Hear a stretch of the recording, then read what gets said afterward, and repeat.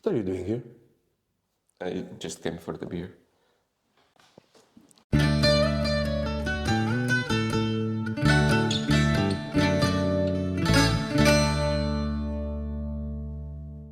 Hello guys, it's Emmanuel from DiceTuga, and today I have the pleasure to have with me Orlando Sá. designer of Pessoa, Saltai, Rocio, Porto, and probably many other games that will come from this crazy head that I don't understand how many ideas come from there. But today we have a special video for you. We have the top 10 games that we played in 2023. I think it's not necessarily games that came out in 2023, but games that we played in 2023. And the way we did this, we came each one of us with 10 games. Yep. And we found kind of a system that we combined those games, we checked for the crossovers, and in the end, we come to you with a list of 10 games that is kind of a mixed list of games that together we found were for us the best games of 2023. Yeah, that we played in 2023. Because you're gonna find probably some games that are not from 2023 here, but those were games that we played for the first time this year. So Yes, there is definitely some of those. So without further ado, we are going to start with number 10, which is a game from the Orlando's list. So I'll let you go first, man. So our number 10 is Kutna Hora. So Kutna Hora is a game from 2023. It was released at the Spiel, and From CGE, right? CGE, from CGE, and I cannot pronounce the names of the designers, but I think it's a duo, and it's a game that created a lot of expectations because it said that it had a kind of an economic system that was very dependent from the choices of the players, because each player would basically control a certain type of resource, and depending on the actions that they do on the game, they can make that resource become more abundant or more scarce. Okay. And like that fluctuates the prices. And there was a lot of mixed reviews. I was kind of a bit afraid. I had my copy for Because a it long was a time. hyped game. And, Yeah, there was a lot of hype, and a lot of people say, yeah, the economic system is really the disappointment because it promised so much.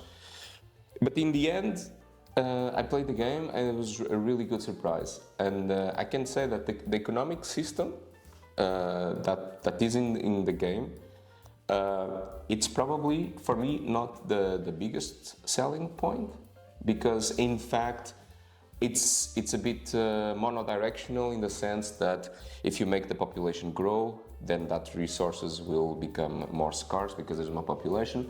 Okay. Or if you build a type of building that only you can build because only you control that kind of guild, then there will be more of that resource and the prices of that resource are going down. So you can control that. But it goes only on that sense. It's not, and I think a lot of people were expecting that there would be a lot of manipulation, and when they saw that was not the case, they become disappointed with the game. For me, what's great on the game is just like it's one of the finest examples of a very well designed Euro game, an economic game. Where you are building this city of Kutna Hora, where you are exploring the mines. There's a lot of interaction in the building of the city, because where you build, you will influence the cost of building next to it to other players. There are kind of some goals, some that will be scored at the end of the game, but in order to do that, you have to unlock them, and then you have to pay a certain amount to move these patrician guys that then they can score that objectives at the end of the game. So it's not given that all of those stuff will score. You have to pay for them to score. It's a common board, like each player has a board themselves. Each player has But you're a board. affecting the central. Yeah. So the central board, everything is built. So there's some player interaction. There's a lot of players interaction. And you have a board where you basically track the resources and it tells you which guilds you control. Okay. The guilds that produces wood, the guilds that produces meat, the guild that produces beer, and so on and so on. And it has a very neat card play mechanism because each player has a deck of cards that has the same types of cards, and those cards have 2 actions on it, and you have to play two cards in your turn, and will perform 2 actions. But when you play a card, you have to choose the top or the bottom action. And there are very few of each. Knowing that you have to plan very well, like here I have the action lets me reserve a plot, or here I have an action that lets me do another thing. So I know if I reserve a plot, I cannot do the other thing on the bottom of the card. So, and you only... Yeah, so it's similar to Lacrimosa then, like you have 2 cards, and in Lacrimosa you also have 2 cards, one you put on top, the other one you put on bottom. Except that you use both parts in Lacrimosa. So here you have 2 cards. The card that you play, you forfeit the other action that you don't use that is on the So card. it's 1 card that you play, you don't play both 2. Yeah. It's only what one. I meant is like in your turn you're gonna do actions. Okay. So for each action you have to play And one so card. you play 1 card, but you choose only one of the spots. Yeah. And the thing is like you don't want, and then you have to think like, okay, now I have only 5 cards more. And if I use this that I really want to do, then it's the last time that the other action that I cannot do will be able on this round. So there's a lot of difficult decisions to be taken. And the game is very well designed, it's very well produced. The components are really, really good. It uses that... Is it that game that has this new material? Rewood. Rewood, right? Which the components are really great because they kind of feel like wood, but they have the detail of plastic, which is fantastic. And it's very affordable for the quality that it has, and the publisher did a really good editing job. So it's really a fine example of a very well designed and crafted Euro game. So I really enjoyed it. I'm waiting for him to bring it because I still didn't play that one with so many games. But that is then the number 10. Number 10. This was the game, one of the games chosen by Orlando. The next game is a game that I played for the first time in Leiria-Con, a convention in Portugal that is happening this year as well. Amazing convention. I mean, it's a playing game only convention. It's not like Spiel. You go there to play games and to eat and to have fun and to meet. Actually, a lot of designers. Yeah, you're just living in the place for 4 days. It's like a closed space, and you're just living board games for 3 days. It's amazing, and it's the perfect spot to plan epic games. Okay, and that was the case for the next game, which is I forgot the name. I just wrote TI, Twilight Imperium 4th edition. Twilight Imperium 4th edition. I only wrote TI because it's known by TI, but Twilight Imperium. I play that with Sara and Tiago from the channel Jogamos. It's a Portuguese board game channel, so it's good friends. So if you want, go check them and give a follow. Subscribe indeed. And they play this game plenty of times. We had another colleague of them or friend of them that was also playing, and I was the noob there. They explained the game very well. And it's about galactic conquering. Okay, we are in space and we are conquering stuff. We have a deck of cards, and everybody has the same deck with different actions. I think we have 8 cards, if I'm not mistaken. And you are going to be playing 1 or 2 cards, I think, during your turn. And the score track, I think it's only 10 victory points. It's not a lot, but in order for you to get only 1 victory point, it can take ages. So I play that with people that already played the game plenty of times. They were very nice in teaching it, and since I didn't want to create a lot of AP, I kind of didn't have a very experienced strategy or anything, but I was playing the cards with what I had and what seemed logic to me. That was not what made me like wow about the game. It was a very good game, and I'm pretty sure there are probably other type of games like that with the theme of space that can do a good job as well. Maybe like Eclipse or something like that. But what made me like wow was the fact that at some point Sarah was almost winning the game. She only needed to do one other action that we knew which action was going to happen, and she would win the game. And suddenly, this guy that was there quiet, with very few spots conquered on the board, plays a series of cards or something, a combo, and literally invades everything. The map belongs to him. And I see Sarah and Tiago scratching their heads, and I'm like, what's going on? And we were at 5 hours already, or 4 hours 30, and they said to me, well, it just add up 1 hour and a half of game again. It's true that I passed there several times, and they were always playing the game. And it was amazing, man. Is it a game that you should buy? I don't know. I would not buy it for myself because, well, our group... You need a group, right? Yeah, you need a group. And our group, we usually don't have that amount of time to play. We usually play in the weekends. But yeah, we don't have that amount of time to dedicate. And it's a game that requires a lot of planning in advance. And a table. And a big table. It's not something that you just say, you know what, tonight we are going to play Twilight Imperium. No. It's something that needs time, and we took 7 hours, but there was other people that were there for 10 hours. Depends on the number of players, of course. We were only 4. You can play this game until 6. I think that group started in the morning and ended by dinner time. So yeah. So if you have 7 hours to spare, and you want to have an epic adventure through space, because don't worry about losing.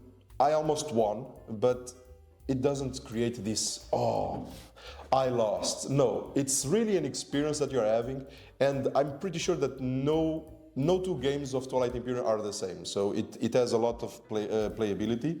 So yeah, it's a game that I recommend. I would not buy it for myself because again, I don't have the group, but totally it was a great experience. And certainly in that environment of Lady Econ, it was great. So that was the number 9 of 2023. Good game. I would love to play that one day, but we have to find the time. We really need to find the time, and we have a lot of games that we need to find the time. Huh? That are already on the shelves. Yeah. All right, so now we jump for number 8. So number 8. Your turn. It's Darwin's Journey. So Darwin's Journey was a game that I believe started to be delivered. It was a Kickstarter, I think, from 2022, and it started to be delivered, I think, in the beginning of 2023. At least that's when. No, it's not bad. I think it was the case because I got my copy around in the summer of 20. Yeah, I remember you talking about it around that year. So we may consider also a game from 2023. And Darwin's Journey is designed by Simone Luciani and Nestor Mangione, I think. About Luciani, I'm pretty sure. 2 Italians, and it's really a good game. Basically, it's a game that kind of recreates the journeys of Charles Darwin when he explores South America, the Galapagos, and the Land of Fire in the south of Argentina, searching for new specimens, and basically. Apart from the theme, which I think is very well implemented in the game, it's a Nero game that is very, very thematic, I find it, how the things are integrated. It's a worker placement super, super tight, because there are several worker placement spots that they start as a very basic action of that type, that you can unlock in the future better versions for that action.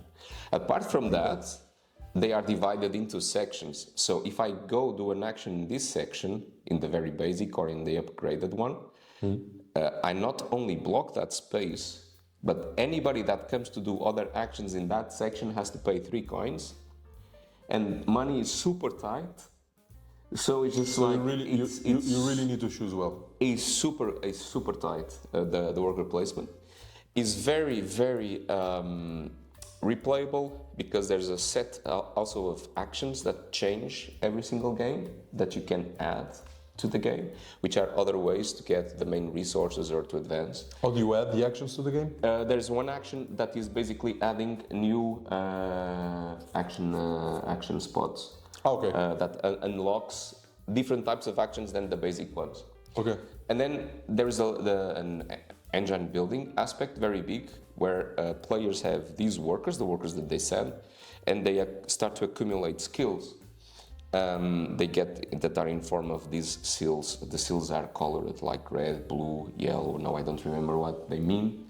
It's funny I was saying it's very thematic, but I don't remember what they mean. But in order to do more powerful actions, those actions, for example, if you're gonna go to an action that gives you scrolls, that gives you those seals that increase the capacity of the workers to do stuff. For example, if you're gonna go to the basic one, you only get one, but if you go to the upgraded version, if somebody upgraded it, then you need a worker that at least has 2 red skills in order to be able to do that action.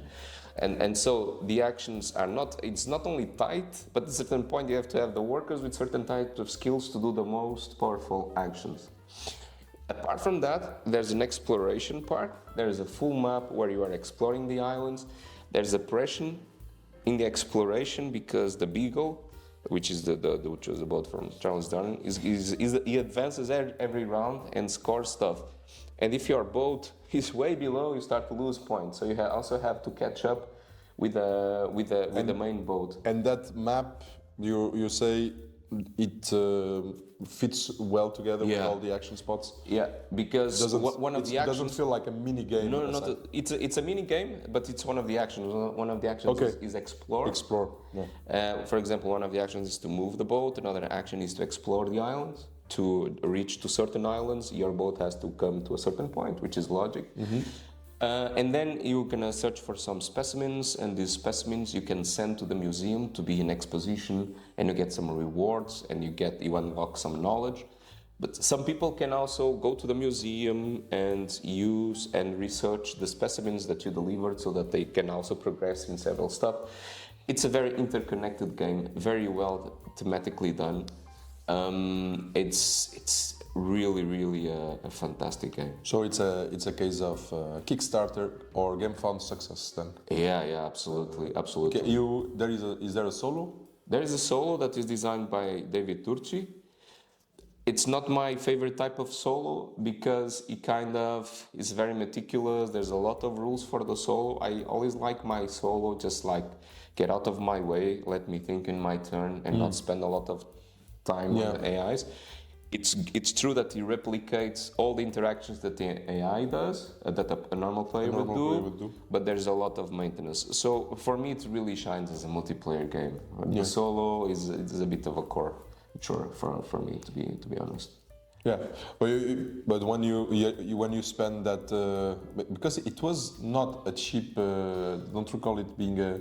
It was around the Kickstarter. The Kickstarter, there was 2 versions. Now you have a retail version, is quite affordable. The Kickstarter one with the seals, which is actually the one that I have, but for certain reasons I got it for half price. So it was very because I saw people going crazy on secondhand market selling they just got the Kickstarter, probably they want to get rid, but the prices were like. And it comes with several. Scenarios that you can play, depending on the type of scenario that you're going to play. Different types of actions will be available that change into the scope. The things that introduce pirates, the things that introduce several stuff. So there's so much content in a game that continues in its heart to be a Nero game of managing resources. In this case, the skills of your workers. Managing the money that you can get and generate in order to pay for workers, for them to go to finance your trip. It's a very good game. It's a very good game. Cool. Another one on the list, of course. So we'll have to bring it once for us to try. The next one is a game that is a number 7 on the list, and it's a game that when it was proposed, I don't recall who brought it, if it was Costin or Loic. I think it was Loic. He talked about this game. It was for one game night with us. Yeah. And I went to search on BGG because I never heard of it. That's the thing of this group, is that they all bring games that I'd never heard of it, and they turned out all to be great. And I saw the picture and I was like, not sure, man. And at the time, I was still not. I still barely knew Friedman Fries. It was not yet one of my favorite designers. You're not giving a lot of clues because most of them are also kind of ugly on the cover. Yes. But this one actually was worse in the photos, because when the game was set up, I was like, well, it's actually pretty. It's a little bit like the Great Zimbabwe. When you look the pictures on BGG, it looks, oh my god. But in reality, it's not that bad. So it's the same with Fayam, which is the number 7. I just revealed. It's Fayam. I don't know how to pronounce. It's about Egypt. It's something about Egypt. The theme itself, actually, I don't recall what it is about. But we are. There's crocodiles. There is crocodiles. And there you have crocodile meeples, which is very nice. It's drying the land to take out the crocodiles in order to put Exactly. The first part will be that, is to remove crocodiles, and it's about conquering spaces. All of that we've seen in other games, and probably what I really enjoyed, we probably also saw in other games, but it was the first time that a game that you have a set of cards, and you can play as many cards as you want until you pass. Yeah. But once you pass, you can recover 3 cards back. And if you want to recover more, you need to pay. Yep. And I love that, because you with those cards you can create some combo, like can it be like called engine building? I don't know. Yeah. You are building a combo that can allow you to do a lot of damage, and maybe not in each round you'll do this damage, but in every 3 rounds, which was the case with me, you can do a lot of damage. So you play those cards, and after at the end of the round you pass, and you're like, okay, I'm going to collect 3. Do I pay more, because money is also tight? Yeah. You might want to buy more powerful cards that are on the market, so you also want to keep the money for that to continue building your deck. So it's tight in a way. There's a nice player interaction. There's not really a hard backstabbing. I never felt that way. But that mechanic for me, that part of you need to select the cards that you want to collect back, really shines for me for that game. Yeah, it's a deck builder. Very different from the other deck builders, which I usually don't. It's not my first choice to play probably a deck builder. Me neither. But probably the thing, at least with deck builders for me, that always puts me off is the luck element. Yeah, you are building the deck, and then you get a hand of cards that don't combine between themselves. And exactly. And here you are looking at them, and you're really like, okay, and I want to play this series. I think the first game that really did this kind of thing really well was Concordia. Indeed. With the same deck of cards that you play. But in Concordia, it's much easier to play the cards, because you want to play a lot of cards, because when you recover them, if you after the 3rd card or the 4th card... you can play all of your cards, and after the 3rd card that you recover, you get money. So the more cards you play, the more money you get. Exactly. Here is exactly the opposite. Because Concordia is not on this list because I played it in 2024, so maybe next year. Spoilers for alert. The next video. And but here is kind of the opposite. It's just like the more you play, the more it's going to be difficult to get them back to your hand. So you really have to wait. So it's an amazing game. Concordia, man. Concordia is also very good. Concordia is also very good. It's also very good. But this Fayam is indeed a very good game. Quite inexpensive, I think. Certainly second-hand. You can very find replayable. Very replayable. Because you have this deck of cards. Yeah, which is huge. And depending on the type of cards that you buy, you're gonna build a completely different strategy on the game, or the deck of cards, or the cards that your opponents let you buy also. Yes. And so each card, I think each card is different. There's something different in a certain way. I don't think. Yeah, I don't think there is repetitions of cards, or there might be like kind of maybe a similar action, but maybe more powerful. Maybe more powerful. Something like that. But So yeah. it's really a customization. Like every game is like a challenge. Look at the market and see which better cards you can do. And for example, in our game, you had a kind of a killer combo. Yeah, it was really a killer combo. And now I got it, the expansion, but I have no idea what it adds up to the game. I don't even. I think it's Fayem. Forgot the name, but I do have it. We have it. No, I will receive it, but I don't know what adds up to the game. But the game is already so replayable. I just got it because I love this game so much. It's on my top 10 list, I think, of games of all time. So, yeah, that's number 7. Fayem.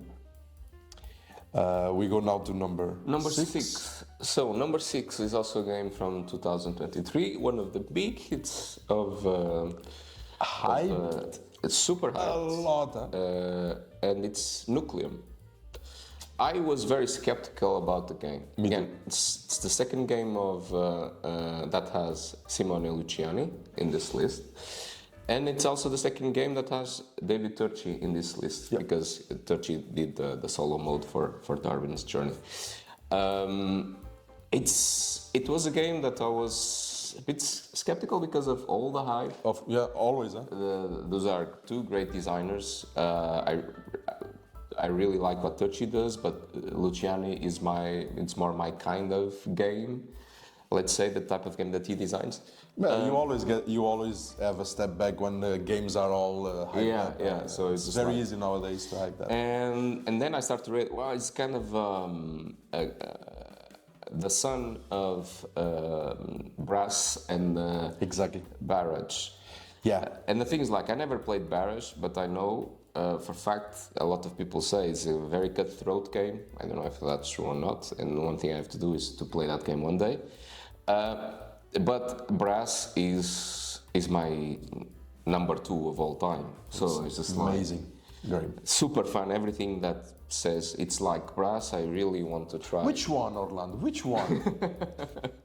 which Brass are you talking about? Well, I'm talking about Brass Lancashire and Brass Birmingham. Yeah. Both of them. I only played Birmingham, but I want to play Lancashire as well. I don't think it's possible to distinguish. I mean, some people would prefer one or the other, but maybe that's something for another video. But for me, it's Brass in general. Yeah, a lot of people don't really want to go for the Lancashire because of the cutthroat, but it's something that actually sometimes it attracts me. And it's much more elegant than Brass Birmingham, for example. But it's true that when I saw Nucleum on the table set up, I was like, it gave me immediately vibes of Brass. And it has, because on Brass we are building a network, and the thing on Brass is that you have to make the resources arrive to the places for them to be constructed. Like the coal has to come to the place where you are building. If it needs coal, the iron has to arrive there. Yes. And then by this, and you have to remove stuff, like you have to remove the coal from the coal mines, or the iron from the ironworks, in them to flip the tiles, which is the thing in Brass, to flip the tiles. Or you have to sell and to flip the tiles with the sell so that they can score. And in Nucleum works a bit like that. You build this network and you want to energize those tiles with electricity so that they flip to the other side, you get some benefits, and they score. And you see a lot of things that remind me of Brass. But the action selection mechanism is really cool. Is with these tiles that have 2 actions, one on the top, one on the bottom. And when you play, you can execute both actions. Everybody starts with a set of these tiles. During the game, you can buy new tiles. You can build buildings.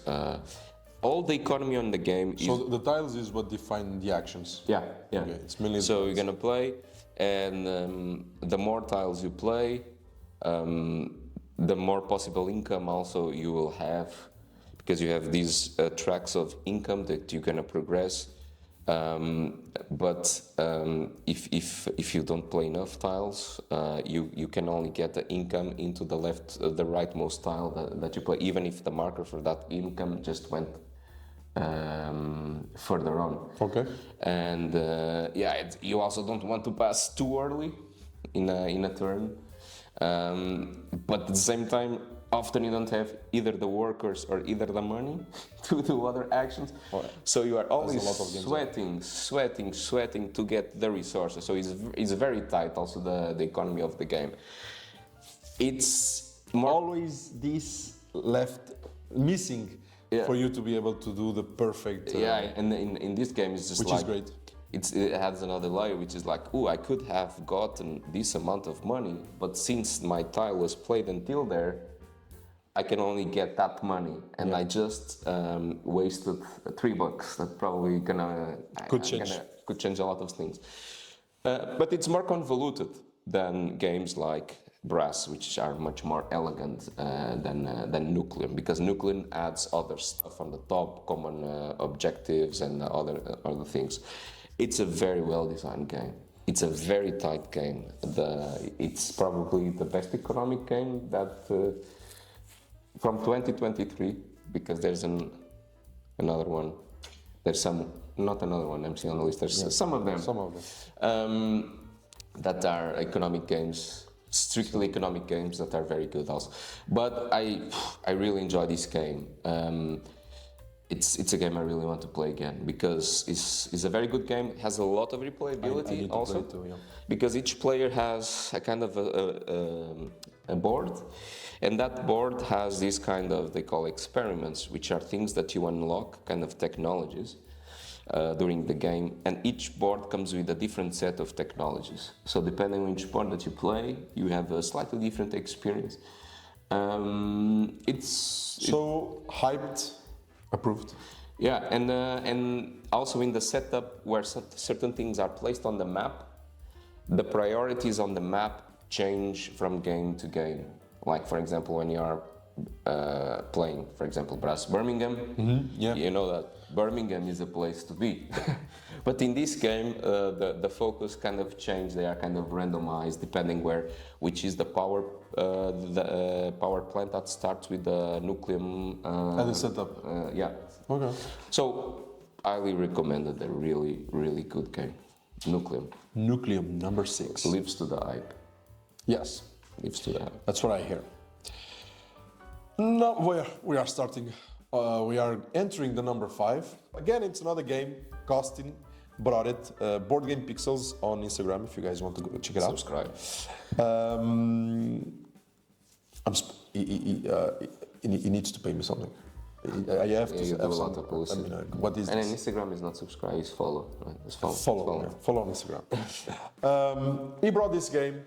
He talked about this game on the group. I was like, another one that I went to BGG. I was like, only Costin to bring this kind of games, and it didn't get better when he set up. It's a beige game. It's purely beige. Different tones of beige, but it's beige.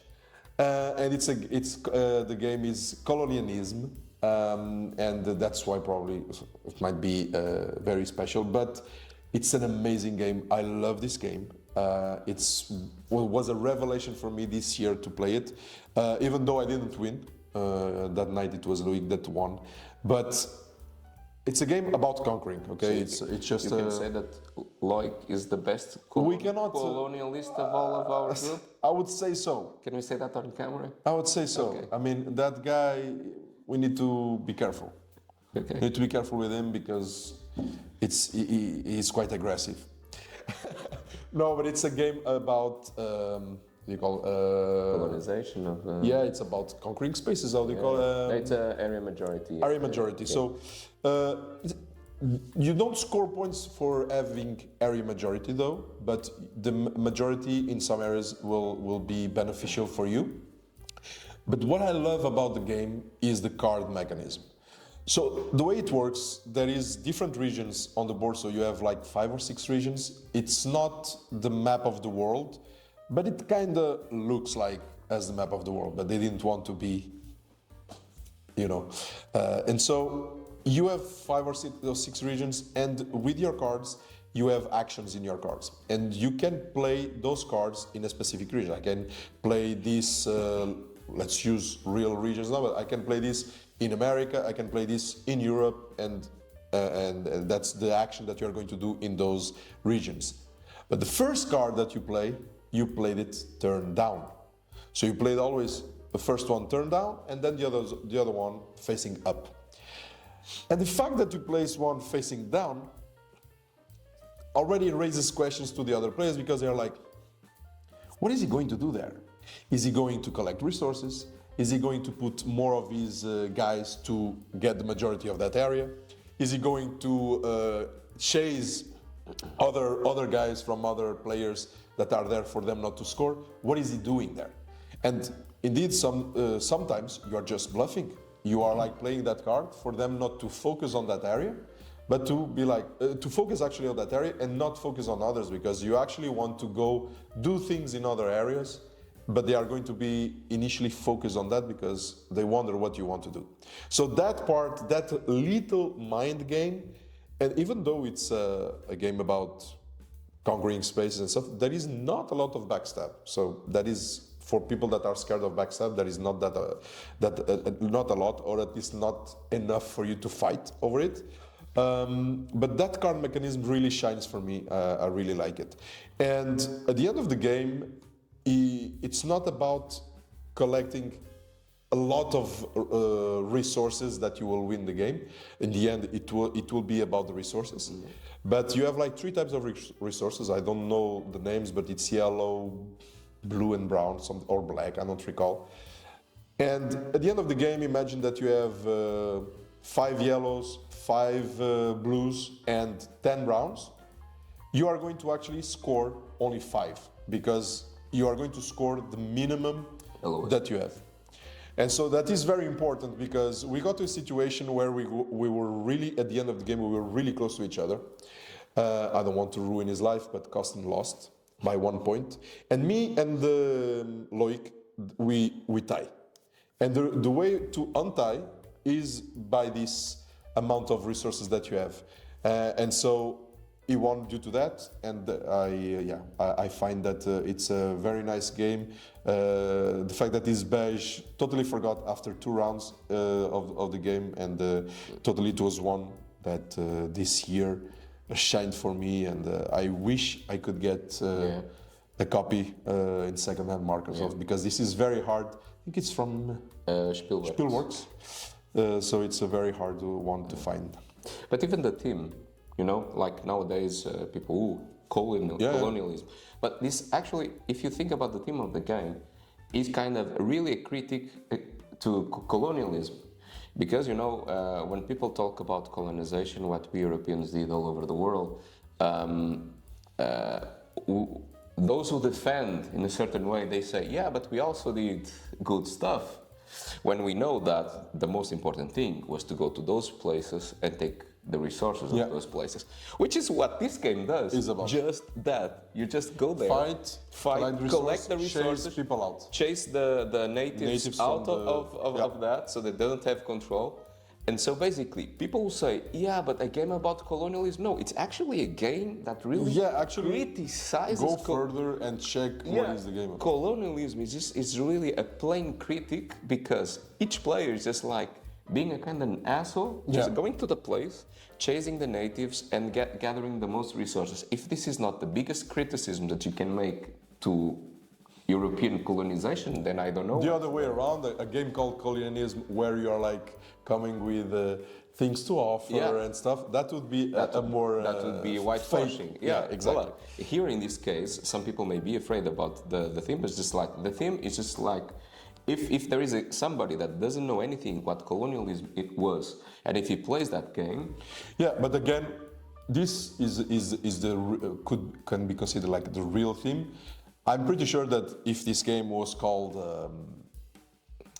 Colo Fairies or Colo something, if it was a game about fairy tales, fantasy, and if it was instead of natives we would be chasing orcs or something, then it would not be an issue, you know. And it would still work the same, because the mechanisms of the game are really good. That's the mechanisms here that shine, and those are the things that really should, for me, should matter on a game. Is the mechanism, is it solid? So what I wanted to say is, don't be afraid about the theme of the game. Just like, don't be afraid. That is my number 5, colonialism. And now we go for number 4. Another game from you. And number 4 was actually my number 1 game on my list. But because we mixed both lists, and the system that we use was that we would give points. So our number 1 would get the most points, 15, and so on, until the number 10 that had the least points. Yeah. And then we would combine our lists. And so you can imagine that games that were on Manu's list and on my list, combined with both points, they would jump to the crossovers. Top. Yeah, like the big guys say. Exactly.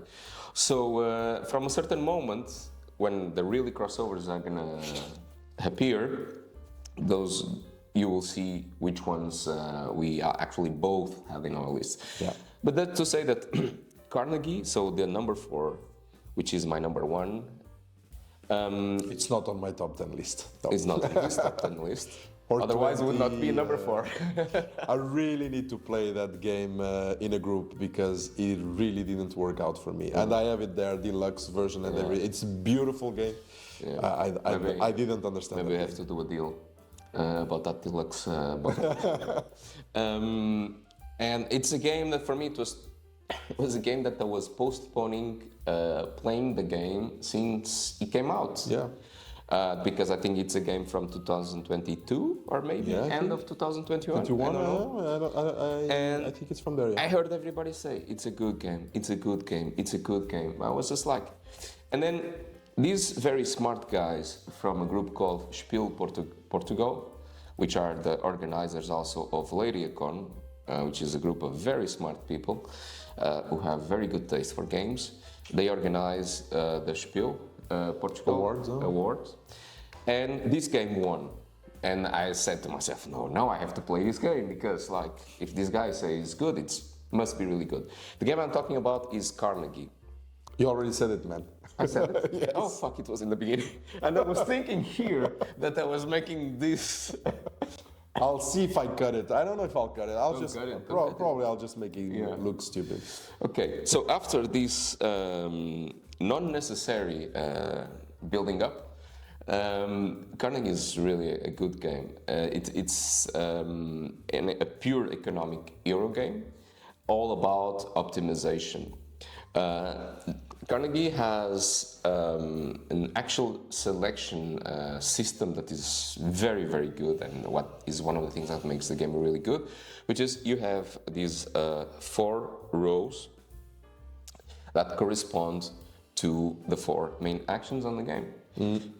And in these rows, there are these bonus that can be triggered in different areas of the map. Yeah. And when you choose an action, you're gonna move the marker on that row a step to the right, and everybody is gonna perform that action, and everybody is gonna be able to take the bonus on that region of the map.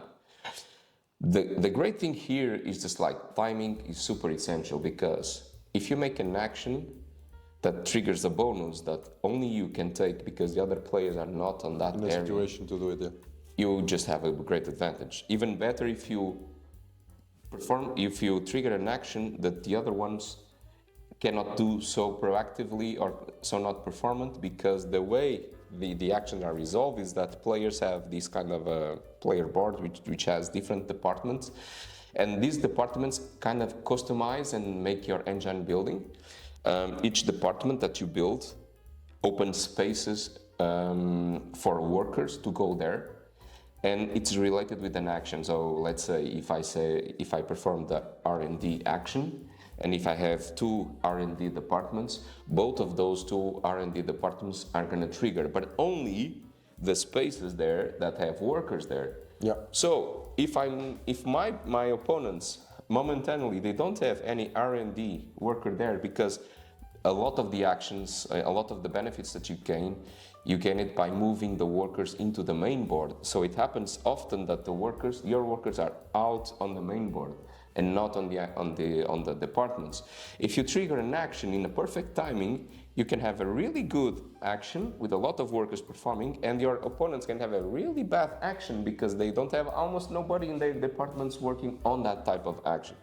So the timing in this game is super crucial. So it's super tense, super tense. There's a lot of guessing what the others also gonna do. Yeah, that is probably for sure it's the main reason why I didn't enjoy the game, because I played it once in BGA. The first time I played it was simulating two-player game, but the second time I played on BGA, and indeed there is a lot. Not only there is this timing thing that that when you are going to play your action to have the best combo possible. Yeah.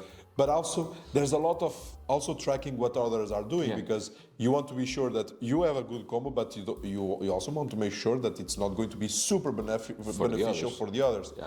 And I think that all that checking others kind of got me tired. The outguessing also is kind of important, because you are kind of looking at the others and say, okay, in his next turn he's going to choose an action. So I'm pretty sure he's not going to choose that action because the bonus is in a space where he doesn't have a lot of workers on the map. Yeah. But it's the best action that he can take. Will he do that? Should I prepare now? Should I choose now an action that will set me up also for future stuff? So this outguessing is I find it really cool because it creates a lot of interaction between the players without being negative interaction. So you are not taking things from the others. You are just like using the perfect timing to do a much better action for yourself and for the other players. And I like this type of interaction because it's not a destructive interaction. Also, the game is very well designed. I think it's a medium game. The rules are not very complex, but the different layers of decision makes it feel almost heavy. Yeah, indeed. But without the heaviness of the small rules and the small stuff that you usually get in more complex games.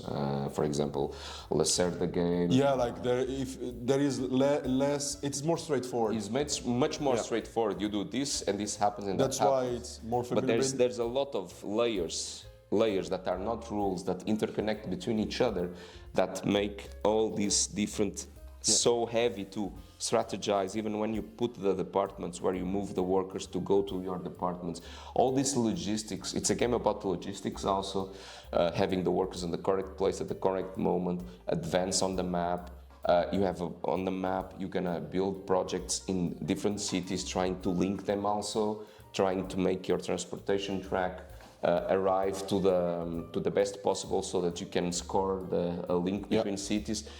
It feels very satisfying. It's a game.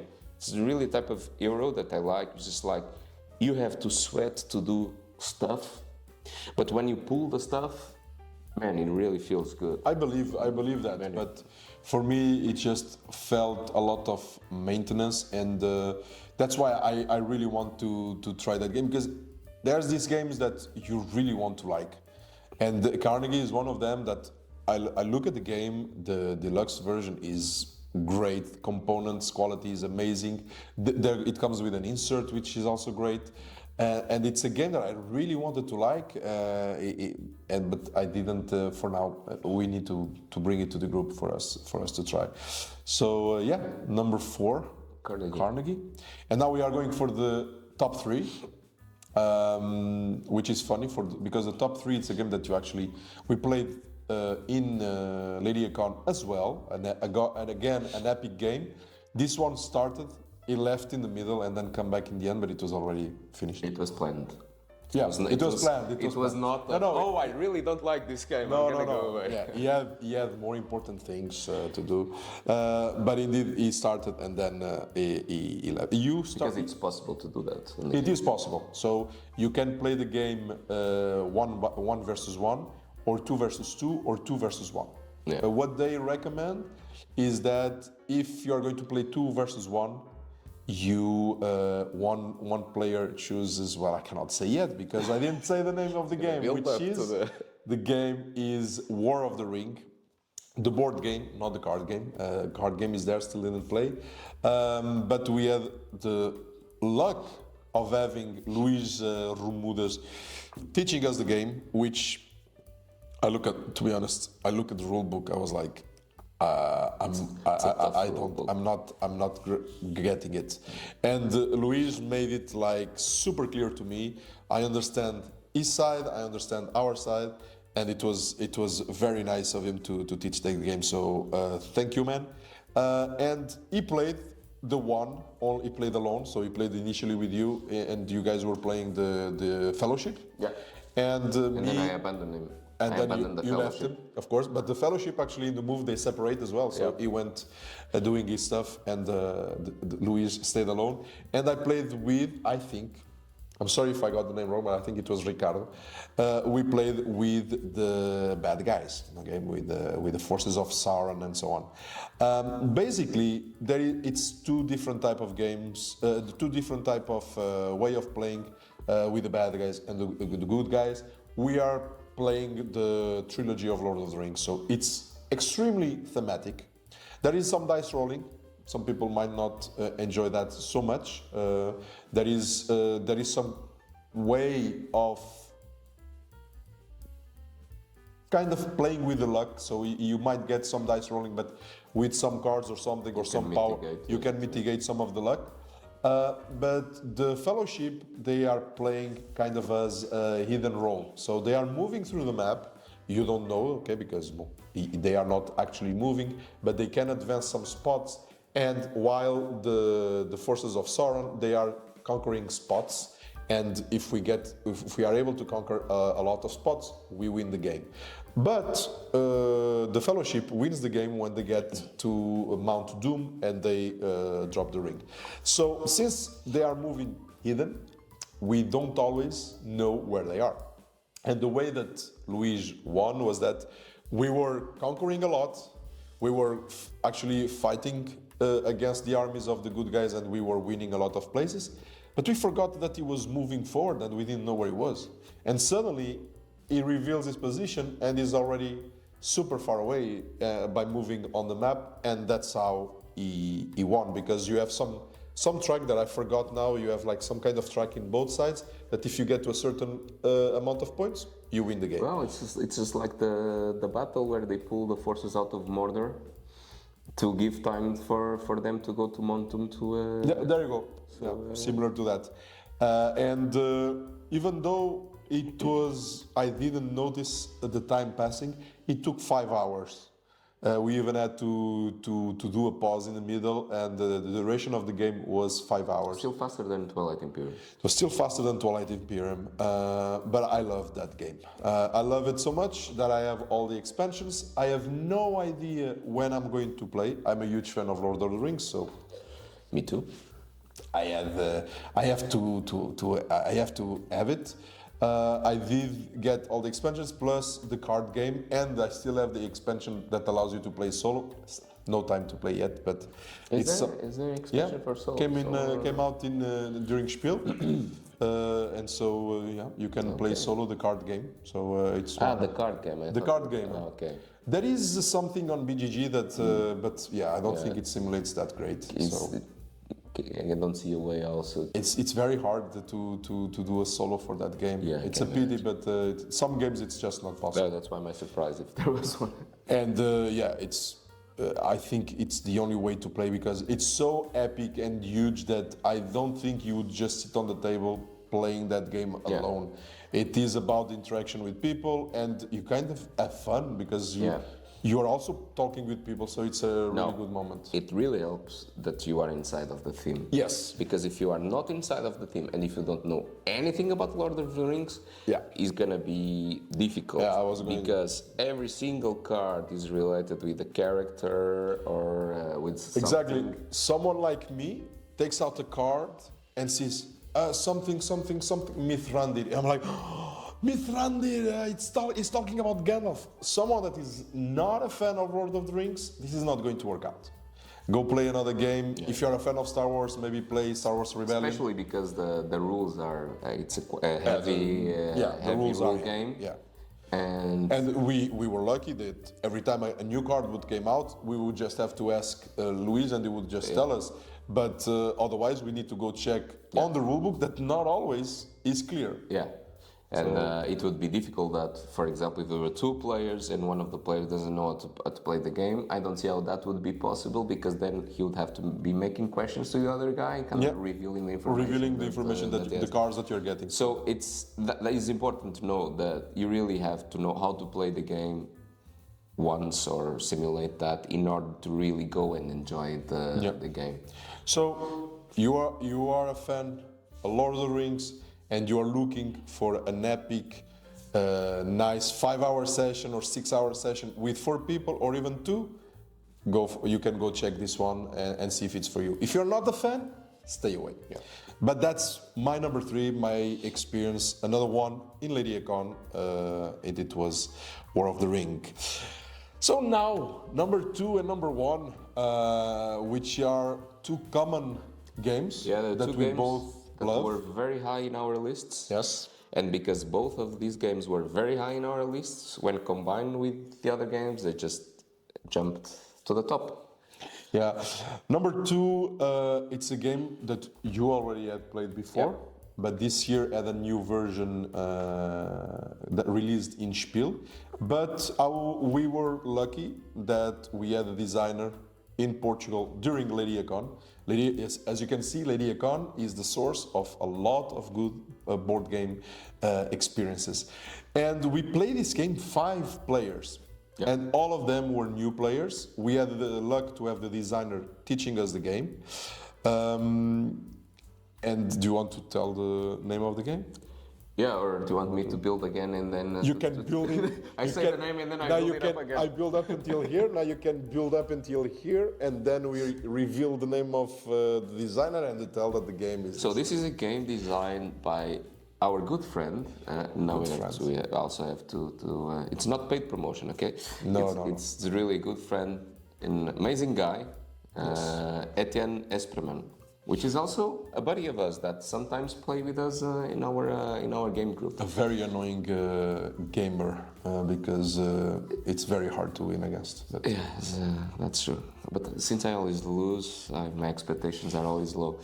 And Etienne, which is a freaking genius, he designed this game in 2010, 2012. The first version, yeah. It was his first game. Yeah. And he won the Asdor, which is the French Spiel des Jahres, let's say.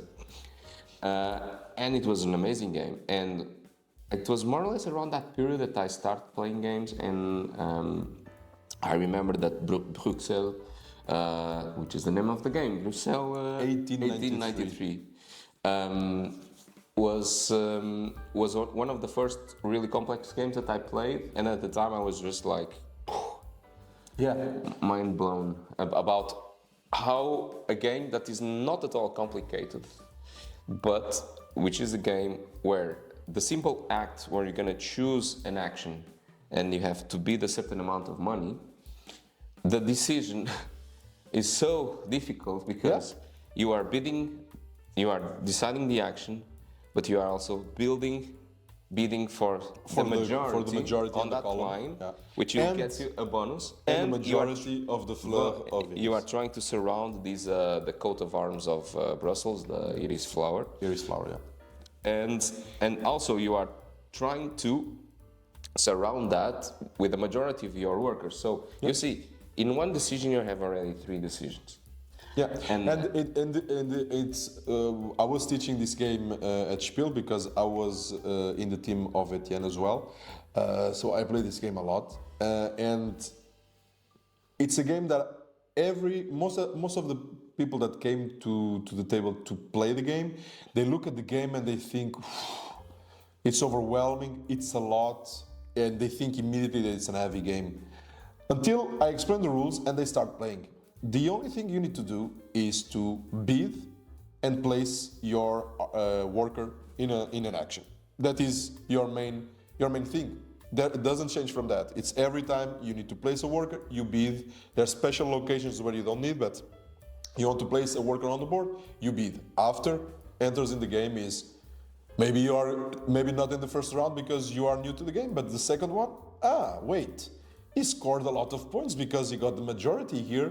I'm going to also look at that. And that kind of increments by itself. It's not something that you need to stress out about because you are learning to cope with it. You are going to be able to see, okay, if I play here, I kind of also get the majority. You also realize where are the spots that you should place because the area where you place it changes every turn, every round. So you also know where you want to place, and building houses and stuff. It might be very strategic where you want to build those houses, because every time a player places their worker in those houses, they can do their action, but the person that owns that house will also get a bonus action, and that makes it even more exciting because people want to get this extra bonus action and build these combos and so on. Yeah. So that makes the game very, very exciting. Yeah, and it's a game that so I usually am the kind of person I don't like games where there is bidding. Yeah. But this is kind of game I really love the bidding, how it is done in the game, because. And in most bidding games, you sometimes you cannot evaluate what you are bidding. So if you are bidding high or low, because it's just that item compared with different items that is for sale or whatever. Here, since you are going for an action, you are going for a bonus, and you are going for a majority round of coat of arms, you start already to, okay, if I go there, like you said, I have to think on this, I have to think on that. And so the bidding becomes much more interesting because it's kind of like a worker placement, which is basically it's a worker placement combined with the bidding, which I don't remember a lot of other games that do these kind of things. And when it was released backwards, I think this was the first one to do it this way. And you are not bidding to do an action, you are bidding to bring you advantage on the majority afterwards. On the majorities afterwards. So it combines really well, and sometimes you cannot. You might not be able to go for the majority, and you already see what other players bid, and what you might want to be able to do with that money is to invest on other areas to get more money and stuff like that, because it's also very tight. Yeah. And there's a lot of tension on the game, not only because of the bidding and somebody can go to the spot you want to go, but also because there's an area, it's called the Brussels area, where you kind of have these more kind of cheaper sketchy ways of doing the actions that you were not able to do by bidding money. So you can go there for free just with a worker, you can get some money, or you can do one of the actions. But the thing is like... Kind of bribery. Yeah. But in the end of each round, the player has more workers in that area there. He's going to lose one of these workers, he's going to go to jail. Yeah. So there's always a lot of tension in that area, because it's like, if I put this guy here, the next guy has to put one more. So he has to put two guys there. And now he has 2 against 1 of mine. So it's just like, should I go there again? But then I have to put more, then I will have the majority there. So there's a lot of tension in the game. And what brings as what is new about this new version that released in Spiel is that there is the expansion of La Belle Époque, which adds up another layer of majority, which is on the sides, is on the lines. That is also great because you unlock powers that you can have, like there is the power, for example, that you don't need to pay for your friends from the what is the name? The guys that our friends. You have like these cards, the nobles. The nobles. And at the end of the game, you always need to pay for the nobles that you have kept with you. There is one particular bonus that allows you at the end of the game not to pay. But don't think that you will win because of that, because I've seen it on the 5-player game. Someone got that. They had she had like I think 8 cards or something, and in the end didn't win because the game is very well balanced. Very well balanced, and at the end we were all close to each other. And yeah, it's just this tiny bit that was missing in each one of us. Yeah. So yeah, it's one that I really love. And for those there that are saying, yeah, but you know, why this new edition? Because this expansion that comes is very good. And for those who ask, but why they could not release the expansion? Well, because it's a different publisher. The previous publisher, as you know, Pearl Games, no longer exists. And so Etienne has his own publishing house, Geek Attitude Games. And so the only way was to take over. He had the rights of the game, but he didn't have the rights of the art of the game. So even if you wanted to do an expansion that would be compatible with the previous version, would be something with a completely different look. Yeah. So that's why it will be completely messed up. So that's why everything came released in a new package with really nice components. Is a really good game. It's a really good game. And also the asymmetric player boards, because I don't think that was in the older version. No. Never played the older version. This was really the new one. And the asymmetric player boards, they don't make you start differently, I think. But what is different about them is the 3 tracks that you have. You have the architect track, the crown track, and the nobility. No. So you have it's the track that allows you to activate the nobles. The nobles. The one that scores the buildings. And at the end of the game. At the end of the game, and the one that scores the majority. The coat of arms. Yeah, so it's crown, coat of arms, and the architect. Exactly. And the crown is the influence of the crown and so on. And some players might start, for example, on the track of the architect on 2, others might start on 3. So that gives you some advantage, and maybe that will make you go into a certain direction instead of just going maybe. If I remember well, also for scoring on the sides, there were some variant between them, and also the on the cards that you insert on the side. And also the cost to build the buildings was also, some of them had the difference to the number of cubes that you have to spend to build the building. So there's a lot of asymmetry. In one side, in the other side, you flip it, everybody can play the same. For those people who always like to complain about that's overpowered, that's not overpowered. So if you don't like that, just flip to the other side, and you can play the base game with the asymmetric. You can play the base game without the asymmetric. You can play the base and the expansion without asymmetric, and you can play with all together. It's a very simple and very easy to understand game. Actually, the rule book is also very good. Rule book is good. I fit this really on those Euros that are super elegant in terms of rules, because it's not complex in terms of rules and have so many layers under it, showing that you don't need to have a lot of rules to make the game so complex. More and more to feel it heavy. More and more, I'm going after those. Me too. Just I always find fascinated when a designer can create with a basic set of rules so much heaviness and difficult decisions in the game. So this one also fits. And if you want to know more about the game, I have a video. Probably I'll put in the description. I have a video of how to play the game. So everything is there. You have a full round to understand how the game plays. All right. Number 1. We are going now for what I consider to be the best game of Spiel for me. And for me also. I didn't play this game in Spiel for a particular reason, and I was not even interested about this game in Spiel for the particular reason of being German. Everything is in German. They are not going to publish this game. There is a rule book in English. Yes, there is a rule book in English, and there is also on their website On BGG, you can find the cards. very good paste ups so that you print and you put on the card, so you can have the cards in English. So the publisher released that, and actually I did that to my copy. Yes.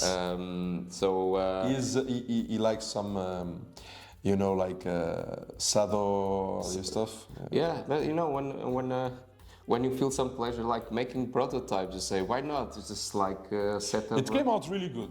I played his version, and it came out really good. Someone would look at the game would not say that those cards were printed, but it's a game about how good is that game, man.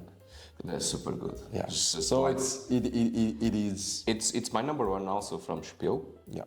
So it's not my number one that I play this year because, like I said before, for me, is Carnegie. It was Carnegie, but it's very close. For me, it was War of the Ring. By the way, I mentioned number 3, but for me, my number 1 on my list for this year was War of the Ring. But combined, are we gonna say the name of the game? Beer Pioneer is the number 1. Yeah, so good.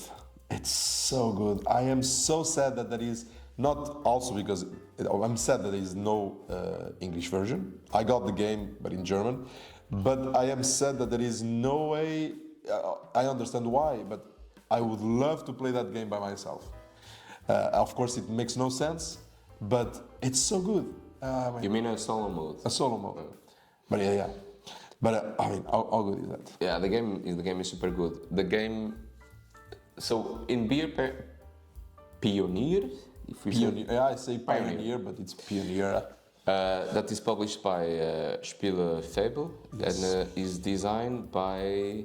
I'm seeing the. I can tell you. Spitzer, right? Thomas Spitzer. Thomas Spitzer. Okay, I like the first name. Thomas Spitzer.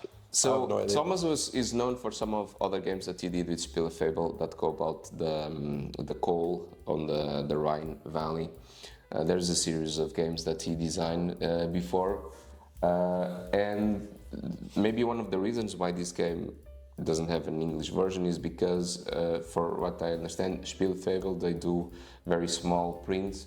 So it would not be for them cost effective to do an English print run when their target is just the German market. But I really hope this game arrives to more people because it should. Yeah. This game should be released in English and in a big print because, first of all, it's a game where each player has a kind of a small brewery. Yep. And it's a worker placement game. So good. Very tight worker placement game.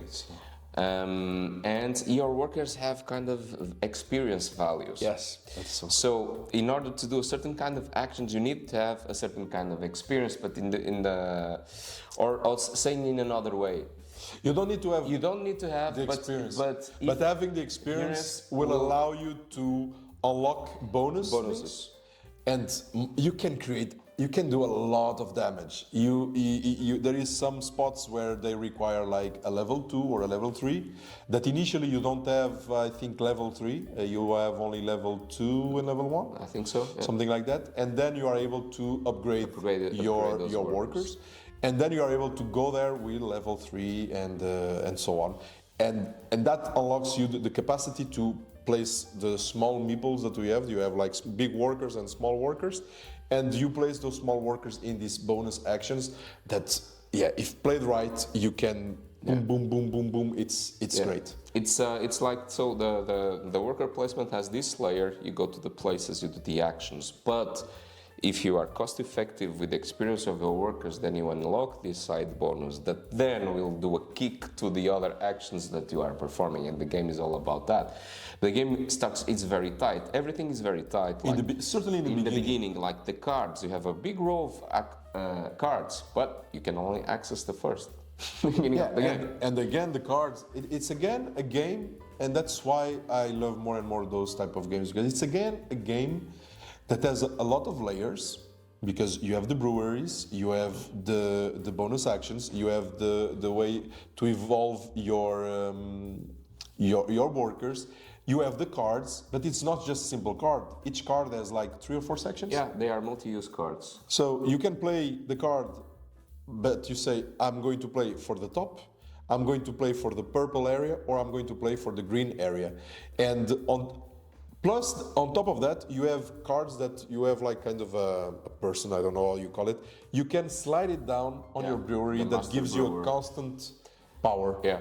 So the 3 types that Manu is talking about is the top of the card has a kind of engine building stuff. When you play these cards, like for the top part, they stay in your tableau, and those combination of icons improves the way you can do stuff, like the way when you're gonna rotate, or let's say when you make that the time passes by, so that your brewing is complete.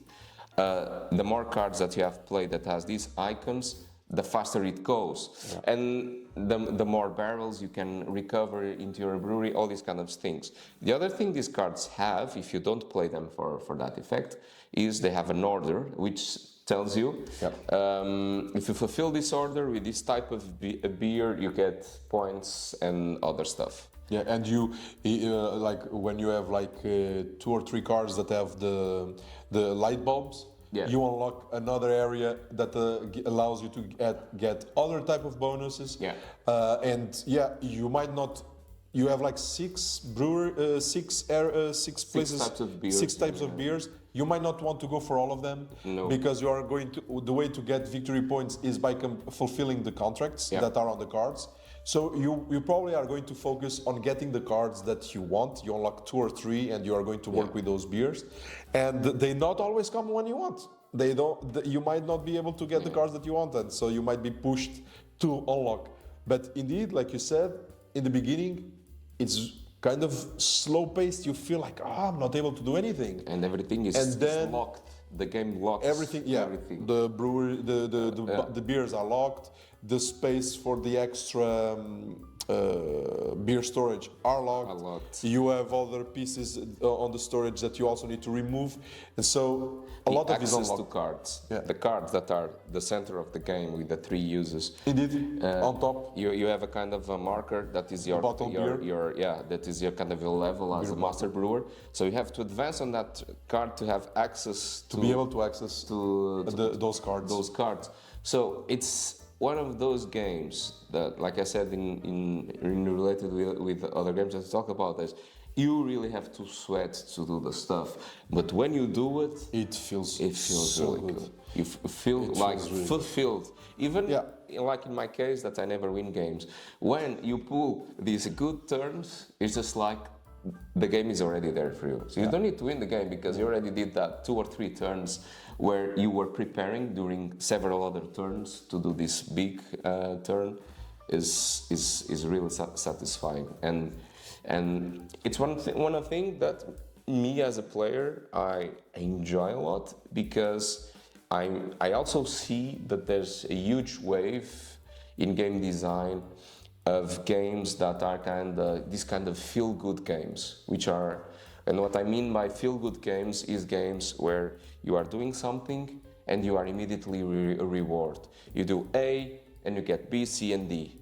And you feel good because you got a lot of stuff. But then next action you go there and you get another thing. And then I understand why these games are so successful, but they are really meant as really feel-good games. You don't really have to sweat. It's just like with all the stuff that you get, you have to make the best with that. I prefer the other type of games. That is, you have very little and you have to fight for every single crumb of bread that you can take it, and in the end to make something of it. That's my type of game. That is always more, and we are talking about board games, but in video games is also the same.